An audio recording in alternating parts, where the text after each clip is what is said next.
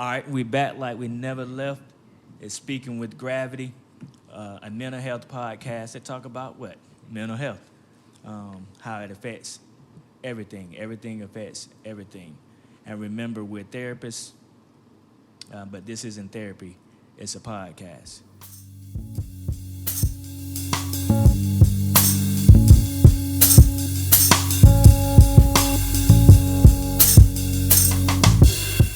So today we're going to talk about, the episode is the ugly of black professionalism. And as we always do, we start off with a Twitter discussion.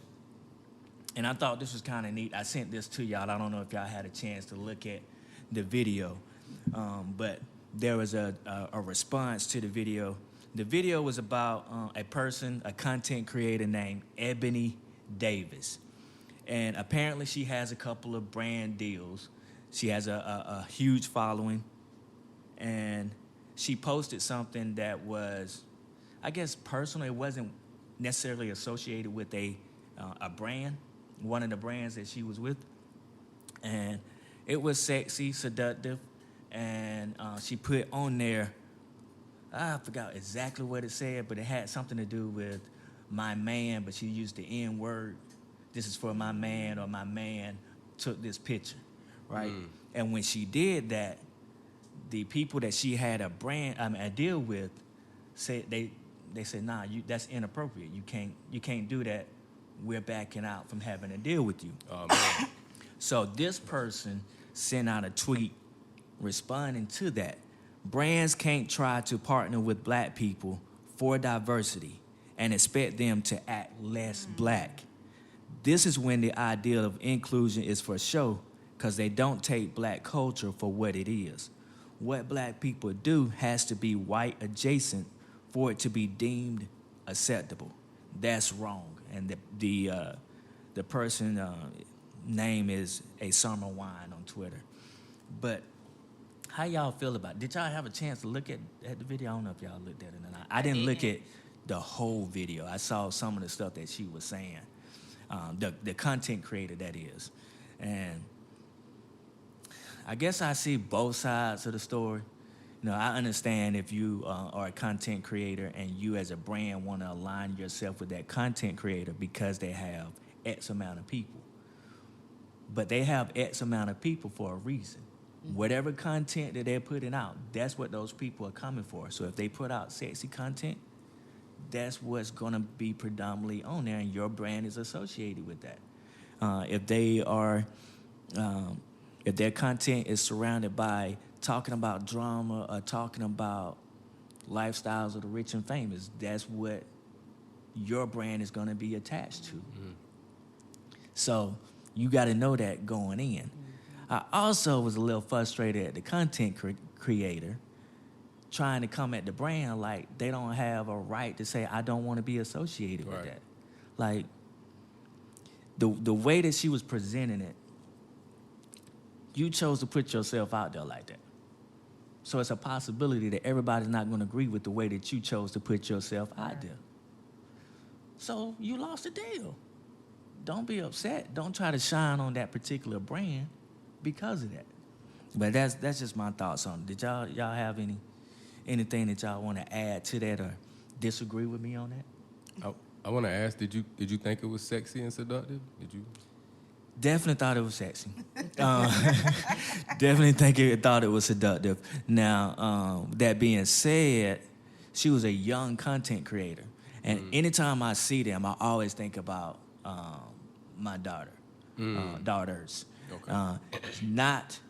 I definitely saw it as sexy and seductive, but I don't want her presenting herself in that way, because it was over top. For me, it was out there.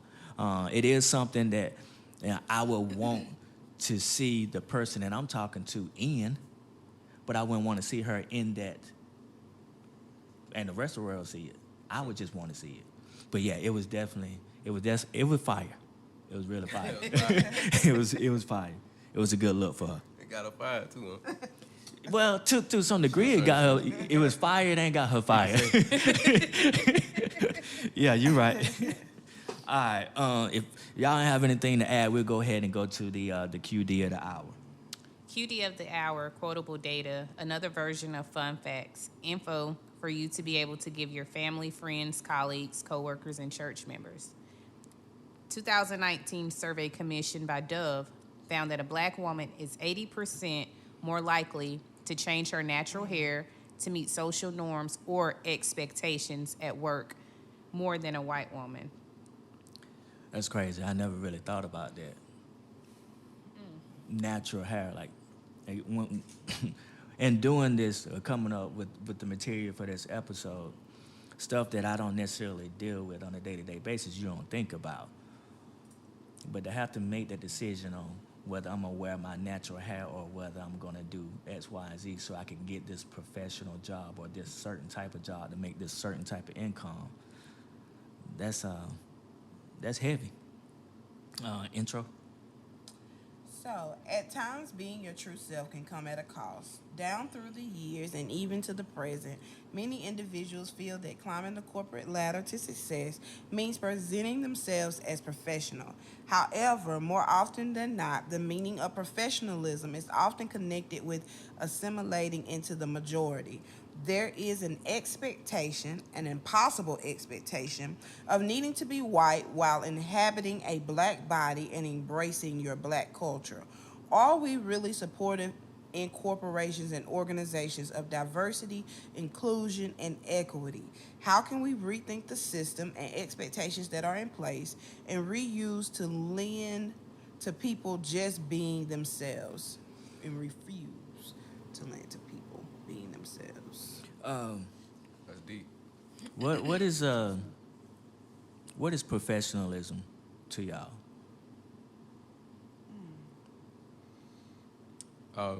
To me, it's about upholding a code of standard, pretty much.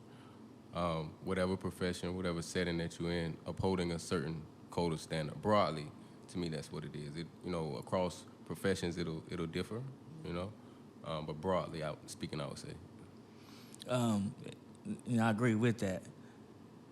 But whenever I thought about professionalism growing up, I didn't always think about it in a black and white term. I just thought, this is the standard. And then as I get older, it's like, who makes that standard? Where does that standard come from? And, then it's kind of like, well, why is it that standard? Why is that standard that way? That being said, I do think we have to have standards. Like, there's no way, if you want to have a brand, a company, a business, whatever, you got to have some type of standard. Most definitely. Your standard is that's what you're gonna be able to sell on. That's what you're gonna be able to promote, the standard that you actually create. But I've always thought about it in those terms, that it was just a standard, not that it was created by the majority or white people. I disagree with that. Yeah. I think growing up, especially early on, the standard for professionalism came from the majority. The idea of professionalism as a young girl was typically, in my mind, a white male in a white suit. Even as a young girl? Even as a young girl, I mean, that's the way it was promoted. A white girl and a white male in a suit, and a white woman in some professional attire, whether it was a skirt and a blazer or some other ethnic, black and white. I mean, that's what we were told even then. Like, when you went to an interview, stay away from colors, stick to the basics, black, your blues, don't just everything. When you're talking about etiquette, it was as if we didn't have that, and it was associated with the European culture. So I can't say that growing up, the idea of professionalism wasn't embedded in me around races outside of me. And you saw that too, right? Right. Like on TV programming. That's all we saw. Call it programming. Yeah, you saw that in movies and whatnot. My dad even used to tell me, and my dad's a professional. You just want the best. Your parents just want the best for you, right? Want to see you grow in your career, in your profession.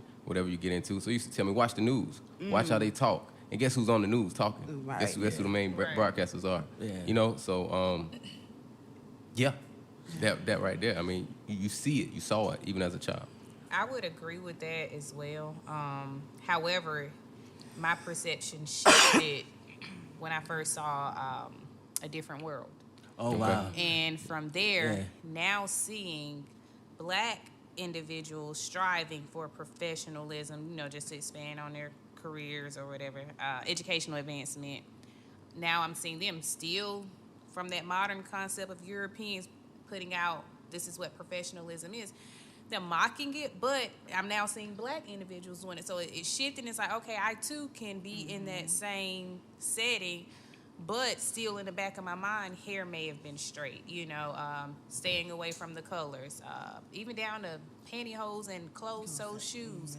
Yes. The way you speak, I've heard a lot of times too, watch the news so that you can understand how individuals articulate themselves, and sitting up straight. Posture is important too, don't get me wrong. Definitely. But yeah, being exposed to it early was definitely white male in a business suit. If I saw a female, a business skirt suit, straight hair, minimal makeup. Very rarely did I see us again until I saw The Different World. But yeah, what is professionalism though? What it states, different codes, standards, conducts. But I think too, having a personal sense of what professionalism is to you, and when you're going out in these settings, if your own personal professionalism standards meet and match the corporate world or wherever you're going to seek employment, then boom. And I'm glad you said that, because I've learned that over time, knowing what my ideal of professionalism is important. Yeah. If you don't already know, you go in and then they asking you to do this, and you do it and you feel some type of way, and then you're like, man, I don't like this job, but you might not understand why you don't like the job. But when you go in knowing yourself, There you go. you can determine before you even go in if my standards align with the standards of the company or the people that's going to be over me, directly supervise me. Because sometimes that can influence it too. A company itself might have a general standard, but somebody who's directly supervising you may hold that standard to the T and make it uncomfortable. Or they might put their own spin on it, claiming that it's the company's standard. When y'all talk about, if we just stay there with the colors, they might say, all right, don't do this, but the company itself might not say, we need that from you. But that being said, is there a difference between black professionalism and just professionalism in general? And I kind of debated with that. Is there a difference? Or even if, can we say that? Can we define it as black professionalism? Or is it just simply black professionalism? Just professionalism. I feel like there is a black professionalism, because when I'm with you guys, right? If we had a company together, I might be speaking that into existence, but if we had a company together, there's no topic that's off that I wouldn't discuss with you guys. I'm just gonna do it. But if I'm in a corporate setting, or if I'm in a setting with different people, there are certain things I'm just not going to talk about. That's not in the rule books. In the rules, quote unquote, professionally, you're not supposed to talk about politics or religion, right? But even beyond that, certain shows I'm not going to talk about. There's certain music that I might not discuss in a professional setting with other people, because I don't know how they're going to take that or take me. That's what I mean by the difference between just professionalism and black professionalism. There's certain things that I'm actually not going to do when I'm in a more diverse crowd, because I might not want to be viewed a certain way. Give me an example of that, though. I guess my idea is, what do you mean there's something that you would not do? Give me an example of something you would not do in a setting that is more diverse versus amongst your own.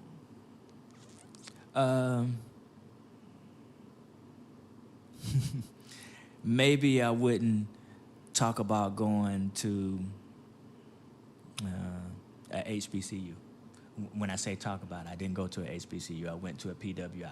But however, when I've had discussions about HBCUs, I got to explain what HBCU means. Or I've had people say, do you think HBCUs are even relevant anymore? Do you think we should have them? All right, now we're going down a rabbit hole of having this discussion of, yes, it's still relevant. Yes, I wish I had went to a HBCU as opposed to a PWI. Who's saying that? A black person? The person or? that's not black. Oh, okay. And not necessarily that they mean any harm. I'm not saying it like they trying to, stump me or anything like that. But having that discussion of simply, oh yeah, I went to Payne's homecoming, or I went to what was this, the thing they used to have in Charlotte, the CIAA. Yeah. Just having that discussion. I wouldn't have that discussion in a more diverse, and that's a event that a lot of us would go to, right? That's kind of fun. I would consider upscale, but I would have to explain all of that to them. I was gonna say for me, You would love doing that. you're right, because although granted we are all educated professional, meaning if I were I work in a diverse setting now, so I take those opportunities. Majority of the time is educational. I'm telling you or teaching you or exposing you to these different things. So if we're talking about, let's say, basketball, okay, you may talk about NCAA tournament. Well, I'm going to talk about CIAA. Well, what is that? Boom, being able to explain to them what that is. Now from there, I would expect, or I would hope, but in the back of my mind, knowing you probably not, you go do your own research on that, But then if you want to talk about, what's the latest novel that you've read? Depending on how I'm feeling, I may say I read When the Body Keeps Score, or I may say I've read My Grandmother's Handbook. What's that about? Similarly the same, but one from a white experience and the other from a black experience. Okay, when it comes down to schools, well, what school did you attend? A HBCU, but I already go in with the spiel. That's a historically black college and university. I particularly went to Johnson C. Smith University, and I break it down because we weren't even afforded the opportunity to go to predominantly white institutes until affirmative action hit. But I also had that experience too, and then I go in and even tell them about both of my experiences and how my HBCU helped me become more comfortable when I entered into a PWI. But I think they go back to a sense of self. If I'm okay with me, then whatever setting that I'm in, I'm just going to express that professionally, so my own personal professional standards in accordance to the company's professional standards. So I'm engaged in all conversations if I feel like, I want to. So you like the teachable moment. You to like some the extent, but I also have to remind people, the information is out there. So if they're asking me directly and I know they're not going to know what I'm talking about, I do go into depth about what it is because I want you to know all of it. It's the comfortability, right? You're comfortable with it yourself. You just so made up in the the word. self-assurance. Huh? You know you just made up a word. Comfortability? Yeah. Oh, that might be. I thought that was a word. No, I thought that was definitely not a word. I thought it was one. You're comfortable. I was gonna say, I agree. When you're sure of yourself, I look forward to those moments when I can let someone know who I am. I want you to know who I am. That I do things a little different from you. That's fine, and that those things are fine, and I'm perfectly fine with you asking questions. Disrespect. That won't be tolerated, but definitely fine with letting you know a little bit about what I do that may be a little different from you. But perspectives I may have that may be a little different. You say disrespect won't be tolerated, right? Yeah. But then when you put yourself, that's another point to it, right? Disrespect won't be tolerated. Well, yeah. But I'm putting myself in that position to possibly be disrespected. They might think it's funny. Now, I gotta get. I gotta go there with you. Now it's not. And when you say go there with you, I'm not.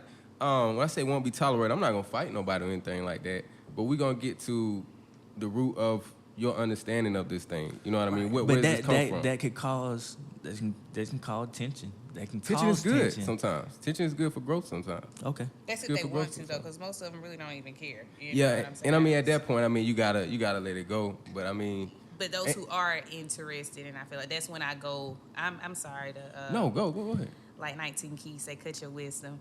I never heard of that. Who's 19 Keys? I'm gonna just tell you, Google him. Okay. You can start with one of his podcasts, but Instagram you can find him. Okay. And I'm just leaving. He's is he a connected with Earn Your Leisure? He is. Okay, But okay. he's always Okay, that's had where I his heard own the term. platform. Okay. Yeah. Yeah. So I'm gonna start using that. 19 Yeah. you may want to trademark Trademark that. that. Not to cut your wisdom. I love when he said that. I was like, that made me stop. I had to rewind that thing. Wait a minute, not to cut your wisdom. Yeah. Yes. Dang, I forgot what I was gonna say. But ultimately, those who want to learn more, but I'm also in the mindset too. If you want to learn more, just like you take the initiative to research everything else, if you really had an interest, you would either follow up after we've had a conversation or do your own work, ahead of time. But Y'all know, I'm in a space and right now where I am just not explaining to anybody who I am, and I get where it may come off kind of standish, but I don't have to explain to you what an HBCU is, because just like if you say something I don't know, you can pick up your phone and Google it. I feel like in a way I have to be mindful of, if I'm trying to explain something to you to make you see value in it, I may not change your perception. Definitely pull out your phone and Google that up. What is that? You'll see a list of actual colleges.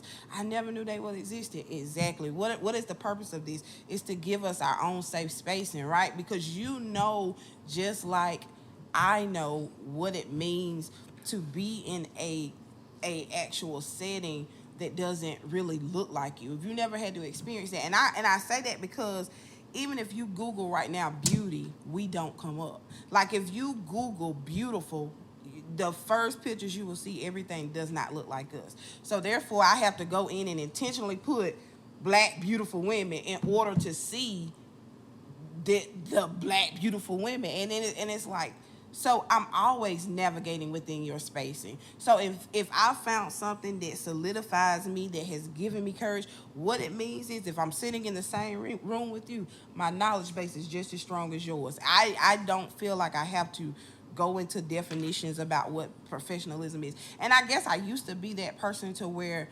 let me not say this, or let me not do this, or let me not go into this conversation. But then why not? What is the worst thing that can happen?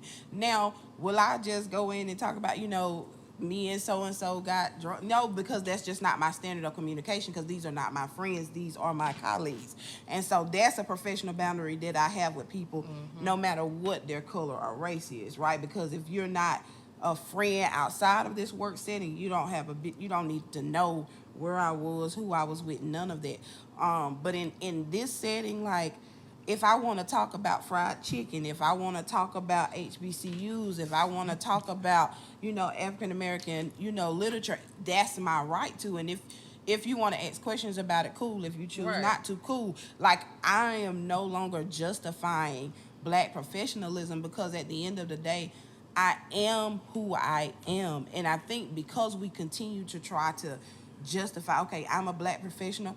Yeah, but even if I don't have on a suit, like the exception of I'm a black professional, so I have to dress a certain way, or I have to look a certain way, or I always have to be put together. But I tell people all the time, even if you see me out and I'm not in what you consider be a professional attire, I'm still a professional. I'm still a black professional, and that doesn't change anything about me, because if you come and have a conversation with me, the knowledge base that I present stays the same. The information that I have is the same. There's nothing that has changed other than the way what I put out. And so I think when we start separating stuff, like the way in which we speak, like I have to check myself, like sometimes with people who don't use proper grammar sometimes, like I be like, oh, they sound, but whoa, you know what I'm saying? Like, language is so beautiful that it doesn't always have to sound right. Like, it doesn't always have to be the same for someone to really empower me. And then when I think about it, some of the greatest people I've learned from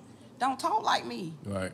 They don't sound like me, and I think it takes away from a person's experience when we try to put them in a box, because even how I talk now is not how I talk 10 years ago. So like you're seeing the growth, and that's just the beauty of it. So what I understand now is, if I'm talking to you in a space and then maybe your language or your knowledge is not as strong as mine, or maybe it's even greater, it gives me something to aspire to, or it reminds me of where I've been. So it's just, I don't know, maybe I got off a little time, but y'all, that I just did that trying to explain stuff all the time. I ain't with this, so I'm not. But that's why that's why I don't even don't want to engage bring in it up, because now if I'm ready for it, then I'll bring it to the table. But for the most part, no, I'm not gonna even allow you the opportunity to be entertained by what I'm saying, because You can be You don't entertained. I was gonna say, if you ask me again, what school did you attend?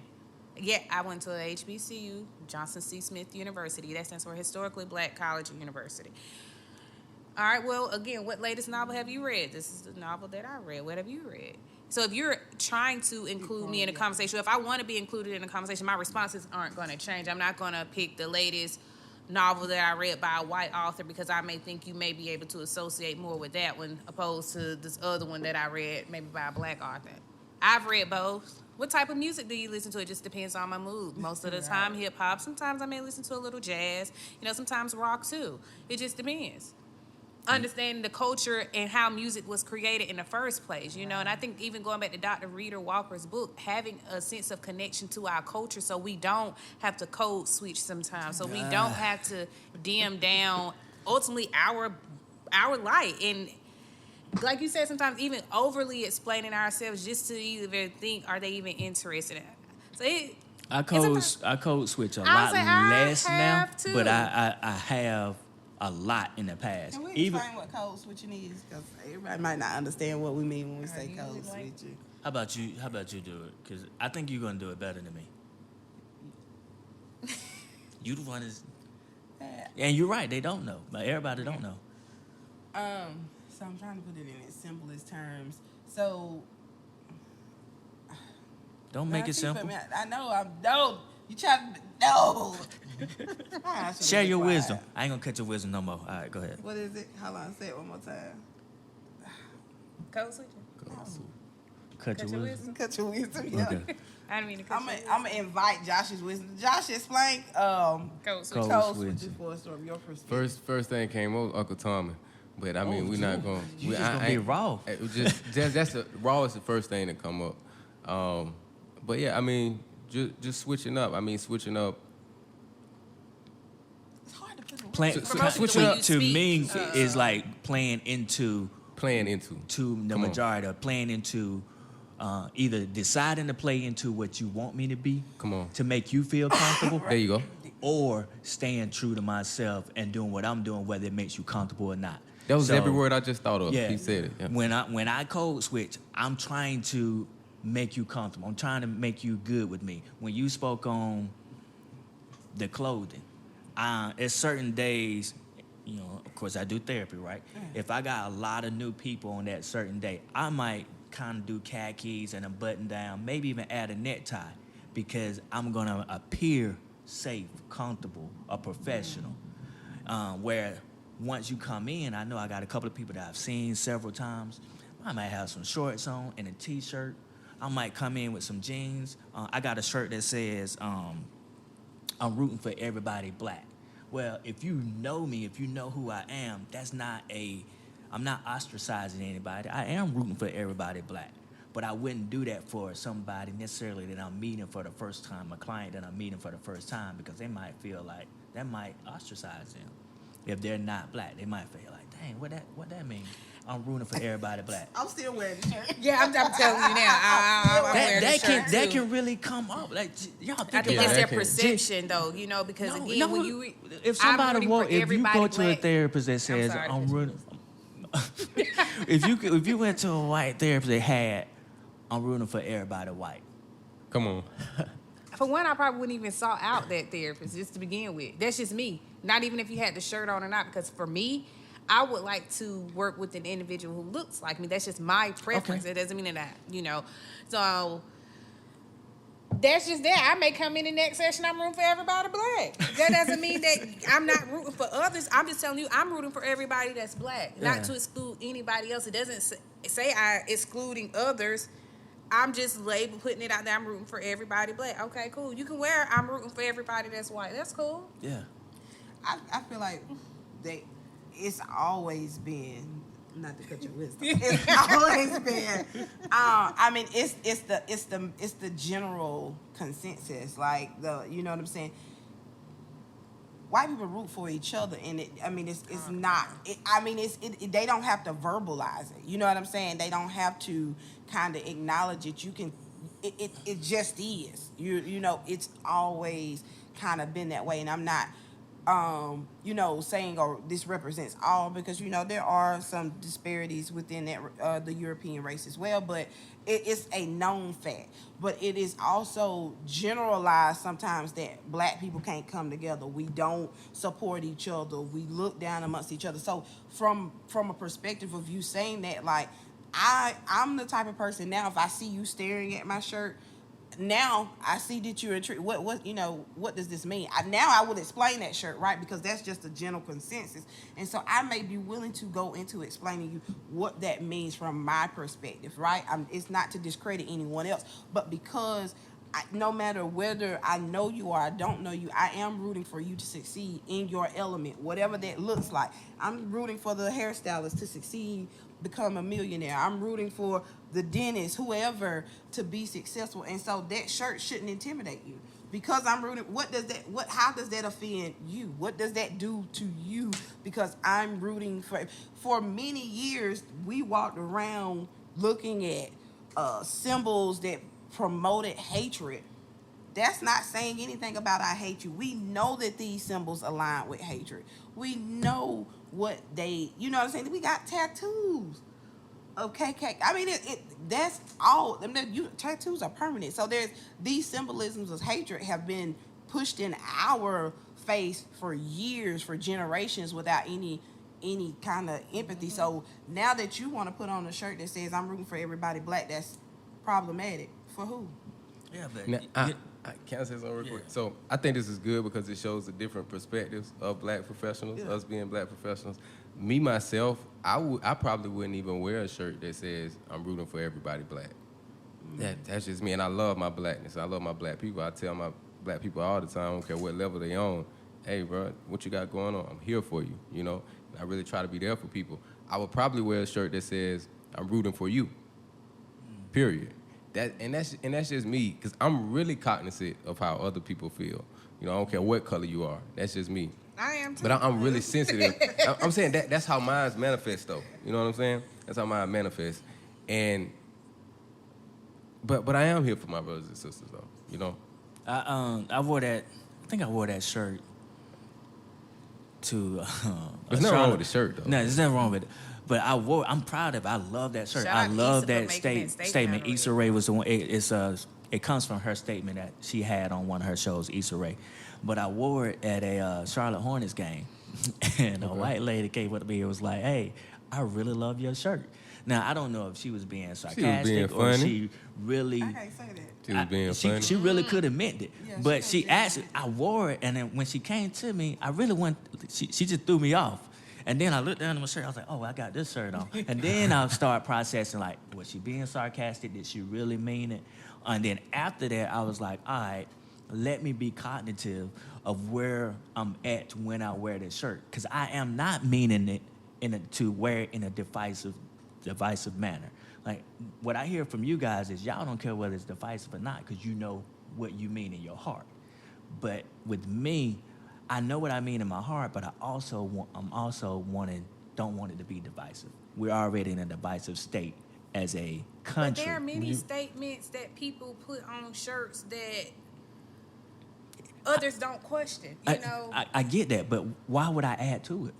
I'm not. I'm just wearing something that I feel is stylish, and I like the statement, and it happens to be on a shirt, so I'm gonna wear it. And that's not to take away from anybody else. I'm rooting for everybody that's black. I may wear a shirt tomorrow that, I don't know, has my college name on it. It just depends on the vibe that I'm feeling. So if it comes off as offensive, it's not my problem. I mean, what in that statement makes it offensive is where I guess I would ask the person if they felt offended by the shirt or felt that it was excluding others. Like, I am rooting for everybody that's black. When you say what would make it offensive, if they can make Black Lives Matter offensive, they can certainly make I'm rooting for everybody else. Well, you got a point there. I get what y'all are saying when you're navigating spaces. And I think because we have been taught that we can't love ourselves and love the spaces that we operate within ourselves. Like anything that Black have done in support of Black has always turned out to be negative. Like even the idea of us joining in that, and now don't get me wrong, now there are some negative events, but the ideas of if a lot of Black people are going to be present, you need extra security. Like, but in the same, like it's that even to the point of where even myself, I've done that. Like, Excuse me here. oh, it's too many Black folks. Let time for me to go. But it's like, but you could be in a. How do you feel about that, though? How do you feel about that? I mean, I have to check now before. You feel like sometimes It's not that even might be kind of. Now for real. Now sometimes now I'm looking now. Yeah. If I see one too many. Well, they say it's There might be giving wisdom power right in the there tongue. because- It's giving power in Yeah, the tongue, right? so So I we saying that, of course it's gonna happen. We saying That's that. what I'm saying. But that's what I'm saying though. Like we have been taught that really anything, and this is the realistic. Who taught us?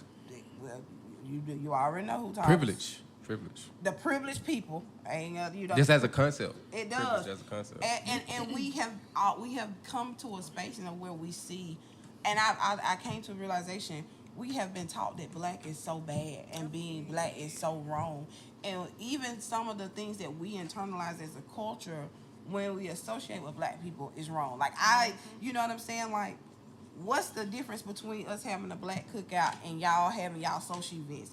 Y'all got a crowd, y'all get to fighting at the crowd, get to spreading each other's room, but it's not looked down upon. Y'all get to shooting, it's the same thing. Like, it's the same concept, but it's looked at so much differently, as if we intentionally intend to be aggressive. The reason why someone can look at your statement and perceive that to be offensive is because you were already perceived as aggressive before you even put that shirt on. So that's what I'm saying. I am no longer That's apologizing for your perception of me to be this, oh, you mad Black woman, whatever. You call me how you want to call me, but if you think that you're going to disrespect me, and this goes back to Josh's statement, if you think you're going to disrespect me in any capacity, I'm going to put you back in your place and let you know what the truth of the matter is. And it doesn't come to race, because I've had to check my own people. You're not going to disrespect me either.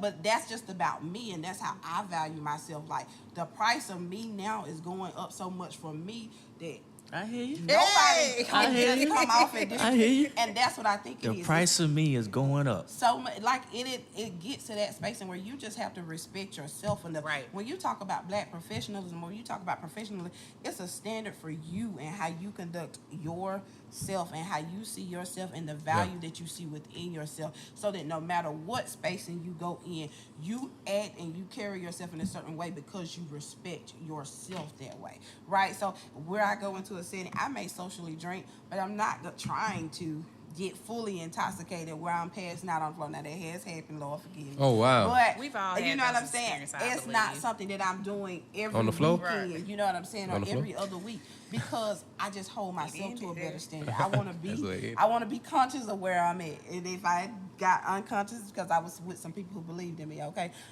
but you know, just my perception. And I want to say, y'all both spoke on something really important. That foundation of your own standard. I think Kirby mentioned that too. Your own standard, your own morals, and your own values as the standard. What standard do you hold yourself to? Having that self-assurance, and then when you go into somewhere, evaluating, okay, what's the standard here? Am I going to be compromising myself? Right. If I'm compromising myself, then I'm, Out of you know, limit. something needs to happen here. I need to reflect. Am I and see. okay with compromising myself? You can compromise if you're okay with it. And if you're not okay with compromising yourself, then don't compromise. I agree. Like, I mean, if it you, goes, y'all are actually saying y'all not okay with compromising, so I'm not gonna compromise. I'm either gonna do it or I'm not gonna do it. if it goes against my own alignment with self, and I guess just to expand on that, if I'm feeling within some type of discord because I'm trying to do something or satisfy or please others at the cost of my expense, I gotta reevaluate that, and it was really not that simple. And I choose me, and it may come off as selfish, but in order for me to serve and to be with others and do X, Y, and Z, I gotta make sure self is okay with self doing these things, and if not, that doesn't work for me. And that's just that, and that's in any space, any setting, you know. Well, space and setting kind of the same, but yeah. And I think when we mention compromise, like it's how you compromise as well. I hate the word compromise. I mean, when you reflect, you don't just want to compromise in the way of just start doing what you see is being done, but how does this fit me? You know what I mean? Mm-hmm. How can it fit me? If it fits me, okay, I can run with it. Mm-hmm. But if you just, I'm going to act like this right here, nah, that's not going to be your authentic self. And it's not going to even come out like that, you know? And that's going to be stress on you at the end of the day. It's going to be stress, you know? So you got to be careful with that. And that how goes you compromise. into the ending, I guess, segment is how it affects us if we don't get a hold of it, if we don't find out who we are, if we don't understand what compromise is or how I can make it work for me. You was about to say something? Yeah. No, that's what I was doing, connecting it back to the ugly of black professionalism. I think it is the notion that we have to consciously be and intentionally be aware of who we are and how we represent ourselves. And, you know, I think sometimes understand that representation can be generalized to my brother or sister beside me. And so I think that that's a different level of professionalism that I now understand, is that sometimes my behavior is a direct reflection of my sister, regardless of, you know, where or what spacing I'm in. That's right. And so I'm intentional about how I behave. So it isn't because I'm behaving away because I think that it's going to accommodate someone else's perception, but it's because I care about the value of my sister, because now I understand that I need to conduct myself in a way so that I open doors for others that look just like me to come up. I love because that. If I go in acting a fool all the time, you know, I'm all about having fun and being silly, but I still, you know, conduct myself to get my work and my performance done, because I want them to know, okay, when another African-American female or another African-American female male comes in, that same standard can be applied. When we show up, we show up. Mm-hmm. When we here to work, we here to work. We know how to have a good time, but we know how to get the job done. And so, you know, that's, I think, the ugly truth of black professionalism is you constantly have to be in that mode. It isn't that I'm, you know, not fun and loving, or I'm not goofy all the time, but it's sometimes when I got to close my door to make sure I get this work done, because ultimately that's what I'm here to do. And so that's just what I was saying. I'm going to say this, I'm sorry. That's why I'm so grateful for my exposure of attending a HBCU, because it shaped my perception on just how to navigate through the world, and they provided those resources and tools early, because again, for me, I didn't know what lied ahead outside of me walking across that stage. So having other individuals who had already experienced that, and other individuals who were striving to experience what I'm experiencing, it motivated me to hold myself accountable, but too because there are other people who look like me who are in these settings that I strive to be like, of course, having my own path. And it just prepared me, you know, and I'm so grateful for it. And once I entered into that other setting at a PWI, I was ready. I mean, I was ready, even showing up down to dressing up, the professionalism that was instilled in me in addition to myself, down to a speaking engagement. My classmates all in jogging pants and T-shirts, and we're giving a presentation, whereas at HBCU, that's not happening. You need to dress up. Well, you were strongly encouraged, and some professors, you need to try again. But that instilled early on for me, showing up in certain settings, or just showing up and really showing up from a physical standpoint, and then when I speak and all of that. But yeah, I'm just grateful for that. When I listen to you and listen to my wife, I really wish I had went to HBCU, and I've been thinking about getting my doctorate. I haven't made the decision yet. But if I do, one of those things that I want to do is go to an HBCU. Yeah. If I do, I want to go to an HBCU, and I won't get the full experience, because, you know, a lot of that is online. But I want to actually be able to go to the campus, be able to go to class, and speak with some of the students there, do some stuff with them. Mm-hmm. I want that experience, listening to you, listening to my wife. I want to be around people that look like me, that I feel come from the same background that I came from, identify with the same culture that I identify with. So, if anything, or the exposure to other subcultures within the culture. Yeah. If anybody get me as an HBCU, it's gonna be because of you and my wife. Just pushing that.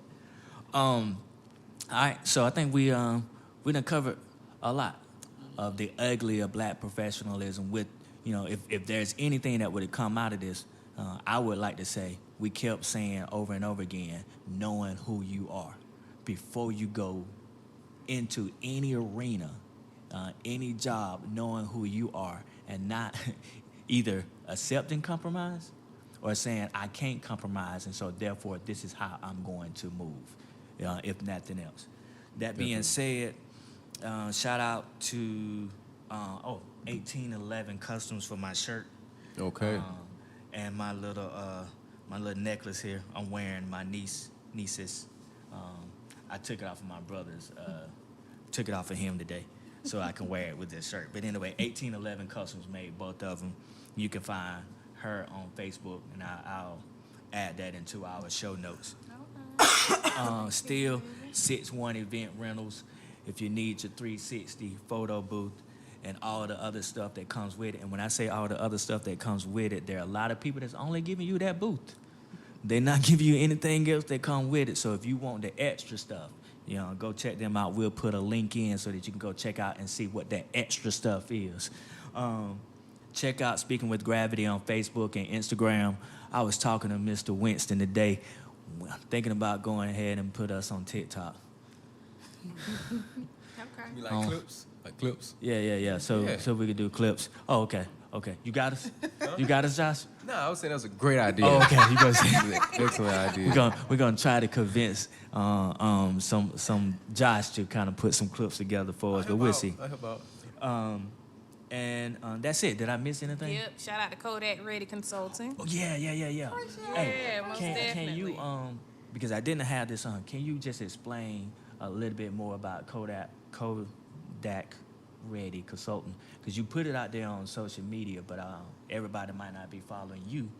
So can you put that out real quick? All right, so Kodak Ready Consulting is a consultant service that I developed that focuses on grief, stress, personal and professional development, as well as goal clarity.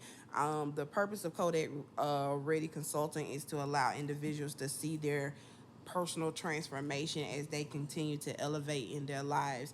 And so really I just want to help people walk into and understand how to become the best version of themselves, understanding the transition of that, and really just promoting self-love and self-awareness. That's what's up. Definitely check her out. Thank y'all. Thank everybody that's listening on the pod. Let's talk about it too. Yeah. Oh. And I know you're great at that, by the way. I know you're great with that. So y'all definitely check Dion with that. Let's talk about it. The platform on YouTube. Hopefully we can get the link, put in the we'll get the link put in. Yeah. But let's talk about it. That's my platform. I got something going on too. Everybody got something going on too. Explain what Let's Talk About It is. So it's a platform of open-ended questions. I talk to random people everywhere. We go out of town and we talk to people. Greenville, Columbia, Atlanta, kind of regional. We just ask people really, to me, important, deep questions just to cause self-reflection, looking for self-reflection. And want to know how people feel, and hoping that others can be affected in a positive way from hearing someone else's perspectives and someone else's experiences. So, really big platform that we're pushing right now. It's so many ways, man, for an individual to kind of reach the world in a positive manner. Mm-hmm. We don't always have to be messy. We don't always have to be dramas. And it can be, let's talk about it, clips, getting people to kind of think amongst themselves. It can be helping people to celebrate themselves in that moment with 6-1 Event Rentals. It can be helping people to get to the point where they can love themselves and be more comfortable, and so on and so forth. And I love the fact that we're all kind of individually doing our own individual thing to bring positivity. That's right. That's a word, Josh. That's a word. Positivity. I think comfortability is a word too. I think it is. Maybe it's not. All right. Look that up, man. Thank you. Thank you for taking the time to listen. You could be doing anything in the world, but you chose to listen to us, and we appreciate that. Remember, 3 of us are therapists. We're working on Josh. 3 of us are therapists, but this isn't therapy. It's a podcast. We out.